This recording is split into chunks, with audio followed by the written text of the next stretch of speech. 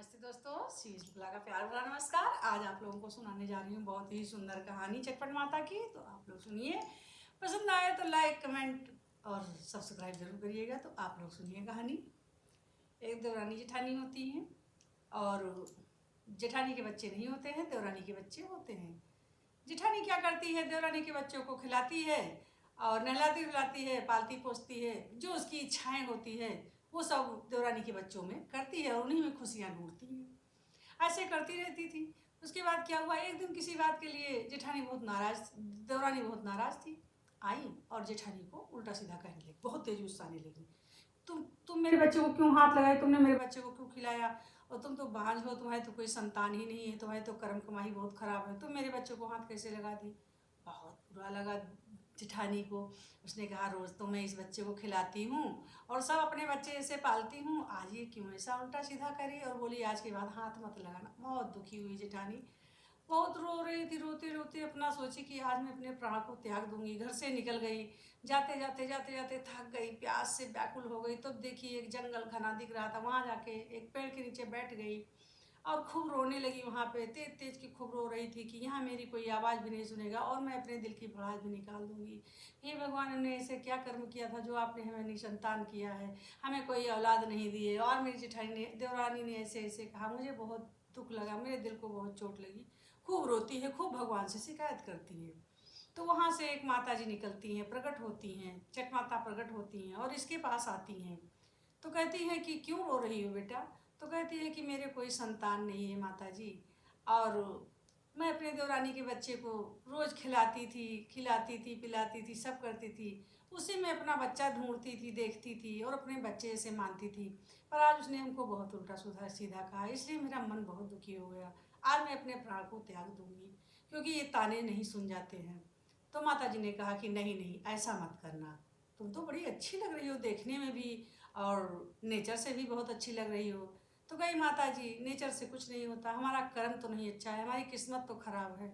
उन्होंने कहा, नहीं, मैं तुमको एक उपाय बताती हूँ, तुम जाओ और जो मैं कहती हूँ वैसे करना।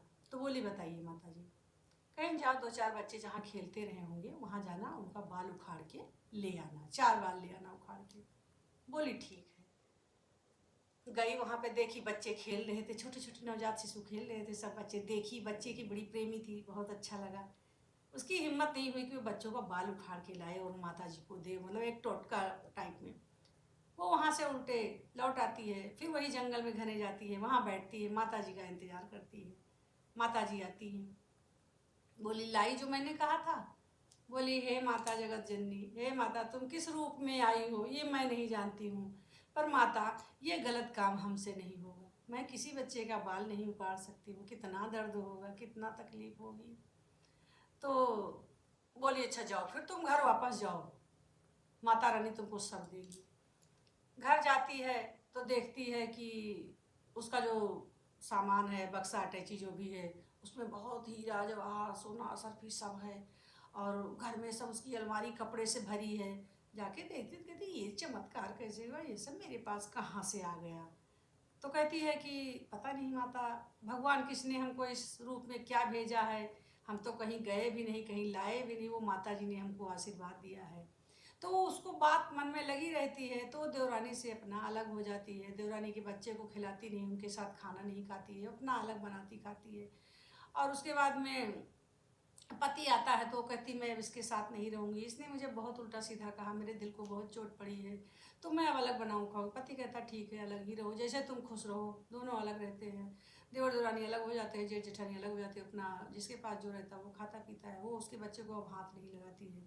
दिन बीतता है, थोड़े दिन के बाद में उसके बेटा पैदा होता है जेठानी के, और वो जाती है अपने मोहल्ले भर में सबको निमंत्रण देती है चट माता की, और देवरानी के घर में भी निमंत्रण देती है कि हमारे यहाँ सबका निमंत्रण है, चटपट माता की पूजा है, तो सब लोग आना प्रसाद खाने। सब लोग आती हैं तो देखती हैं बहुत बढ़िया व्यवस्था रहती है, मिठाई उठाई सब, चाय नाश्ता बहुत बढ़िया सब चीज़, और चादरें बिछी हैं अच्छी, घर में बेड है, हर सामान तरह तरह का, महंगे महंगे सामान है। देवरानी देखती है, उसको बहुत खटकता है। उसने ज्वेलरी भी खूब पहना, कीमती वस्त्र भी पहना है, हर चीज़ है। उसके चेहरे की रौनक ही कुछ और रही। एक तो बेटा मिल गया उसको, उसकी सारी परेशानी चली हो गई, खुश थी। तो उसने पूछा कि तुम्हारे पास दीदी ये सब कैसे आया।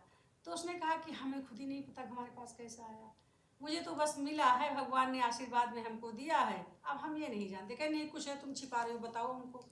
तो उसने कहा बताते हैं, कहीं कि जो है जब उस दिन आप हमको उल्टा सीधा कही थी तो हम वहाँ जंगल में चले गए थे, हम ऐसे रो रहे थे तो माता जी ने हमको आशीर्वाद दिया। उसने सारी बातें नहीं बताई, यही बताएंगे माता जी ने हमको आशीर्वाद दिया और हमको देखो बेटा हुआ और सब चीज़ उन्हीं के आशीर्वाद से हमको मिला है चटपट माता।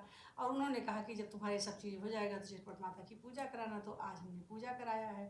तो कहीं कौन से जंगल में गई थी तो उसने सारा बता दिया था, बस एक चीज़ ये नहीं बताया था कि उसने जो बाल नहीं उखाड़ा था। उसके बाद वो चली जाती है, जब पूजा वूजा हो जाती तो अपने घर से खूब जोर जोर से, वो तो भाई अंदर से रोती हुई गई थी, कोई सुने नहीं, बहुत दुखी होके गई थी। ये यहीं से अपने घर से ही खूब जोर जोर रोते हुए उस जंगल को जाती हैं, खूब दहाड़े मार मार के रोती हैं देवरानी। वहाँ बैठती हैं, चटपट माता प्रकट होती हैं, एक बुढ़िया के रूप में आती हैं और कहती हैं कि बेटा तुम क्यों रो रही हो, तुमको क्या तकलीफ़ है। जैसे उसकी जेठानी से पूछा था उसी तरह कहती है माता हमारे पास कोई चीज़ नहीं है, हम बहुत परेशान हैं और हमको सब कोई ताना बोली मारता, हमारे पास कुछ नहीं है। तो बोली जो चीज़ हम बताते हैं वो करोगी। तो उसने कहा हाँ करेंगे, आप बताइए। तो जैसे जेठानी को बताया था सेम उसको भी माता जी ने इसी तरह बताया। भगवान तो अंतर्यामी है, कौन सा सही बोलता है कौन झूठ बोलता है, तो माता जी सब जान रही थी कि ये तो वही ढोंगी है। तो कहती है जाओ बच्चे जहाँ खेल रहे होंगे तो उनका बाल उखाड़ लाना तुम, फिर हमारे पास आना तो हम जो है तुमको बताएंगे सब। वो जाती है जल्दी जल्दी, कई जगह ढूंढती है, कहीं बड़े बड़े बच्चे स्कूल चले जाते हैं, उसको कहीं बच्चे दिखते ही नहीं हैं। और फिर वो जाती है एक जगह, देखती है छोटे छोटे बच्चे जिनके मुंडन नहीं हुए, गुब्बार बार वाले बच्चे मट्टी में बैठ के खेल रहे हैं, अपनी बाल लीला कर रहे हैं, खूब खेल रहे हैं। और छठ माता के आशीर्वाद से छठ माता ने वहाँ पे और बच्चे प्रकट कर दिए, खूब सुंदर सुंदर बच्चे, काले काले बाल और घुंघराले घुंघराले बाल, खूब बढ़िया खेल रहे हैं, मस्ती कर रहे हैं। ये जाती है वहाँ देखती है, उसके बाद देखती है आरी बगल सब जगह ऐसे देखती कोई आ तो नहीं रहा है, दौड़ के जाती है, जितने बच्चों को जल्दी में पाती उतने बाल ऐसे उखाड़ लेती है, सब बाल खाल सहित उखाड़ाते हैं, सब खून बच्चों के सर से निकलते हैं, मार रोदन शुरू हो जाता है, बच्चे बिलबिला के खूब रोते हैं, मार बहुत रोते हैं। वे जल्दी जल्दी मुठा मुठा बार सारे बच्चों का उखाड़ के ले आती है, दौड़ते हुए जंगल में आती है और कहती है माँ जी कहाँ हैं आप, लीजिए। और बच्चों के ऐसे खून बाल से निकल रहा, सारे बाल, उसने 4 दाना बाल लाने के लिए उसने पूरा मुट्ठी भर भर के बाल उखाड़ लाती है, बड़ी निर्दयी औरत थी। देखा माता जी ने, बहुत क्रोधित हो गई, चट माता तुरंत प्रकट हो जाती हैं बुढ़िया के रूप से, वो अपनी असली रूप में आ जाती हैं और कहती हैं कि नालायक दुष्ट पापिन है तू, तुझे दया नहीं है इतने छोटे छोटे बच्चों का बाल उखाड़ते हुए, और जो कह रही है कि तेरे पास कुछ नहीं, तेरे पास तो सब कुछ है। तुमने जो उल्टा सीधा अपनी जेठानी को कहा था, तो वो यहीं जंगल में आई थी, रोती है। और जो है उसने हमने उससे कहा कि तुम बाल लेके आओ, वो रोते हुए गई और वापस आ गई कि माता रानी हमें आप कुछ दें या ना दें, लेकिन मैं बच्चों का बाल नहीं उखाड़ सकती हूँ। छोटे बच्चे नवजात शिशु सब खेल रहे हैं और कितना दर्द होगा बाल उखाड़ेंगे तो, हम बिना संतान के ही सही हैं लेकिन हम बाल नहीं उखाड़ेंगे। माता जी कहती है, उसको भगाती है और उसके ऊपर बहुत क्रोधित हो जाती है कि तेरा सब नष्ट हो जाएगा। और बस फिर वो रोने लगती है, हाथ जोड़ने लगती है, छठ माता के चरणों में गिर जाती है कि हे माता हमसे गलती हो गई, हमको माफ़ कर दो, मैं लालच में आके ऐसा की, अब मैं कुछ नहीं कर सकती माता, आप जो कर सकती हो आप कर सकती हो, मेरी गलती को माफ़ करो माँ, अब इस जीवन में ऐसी गलती नहीं करेंगे। छठ माता उसको भगाती हैं, बहुत गुस्साती हैं, फिर वो पैर नहीं छोड़ती, पकड़ के रोती है। तो चटपट माता उनको माफ़ कर देती हैं, क्योंकि माता दयालु होती हैं, माफ़ कर देती हैं। फिर वो घर पे आती है, फिर अपनी देवरानी जेठानी से खूब लड़ाई करती है कि तुमने हमको क्यों नहीं बताया था कि माता जी ने तुमको बाल के लिए कहा था, तुम बाल नहीं उखाड़ी थी। देवरानी कहती कि मैंने भैया मुझसे नहीं हुआ, जेठानी कहती है कि मुझसे नहीं हुआ, मैं बच्चों के बाल नहीं उखाड़ सकती हूँ।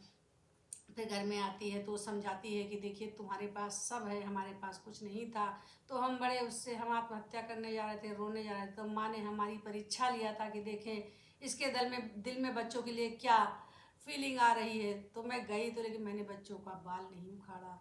तो हमको माता रानी ने सब चीज़ दिया, तुम्हारे पास सब चीज़ है तो तुम झूठ बोल रही हो। तो माता रानी तुम पर दया दृष्टि बनाए रखें, और जैसे हमारे ऊपर बनाया है तो माता ने उसको भी क्षमा कर दिया, और जिसके पास जिस चीज़ की कमी थी उसको माता ने वो चीज़ दिया। इसके पास धन दौलत बच्चे नहीं थे तो जेठानी को ये सब चीज़ दिया। देवरानी के पास सब चीज़ था पर बुद्धि नहीं थी, माता रानी ने उसको बुद्धि दिया। सबके यहाँ सब चीज़ आ गया, सब खुश रहने लगी, देवरानी जेठानी मिल के रहने लगी।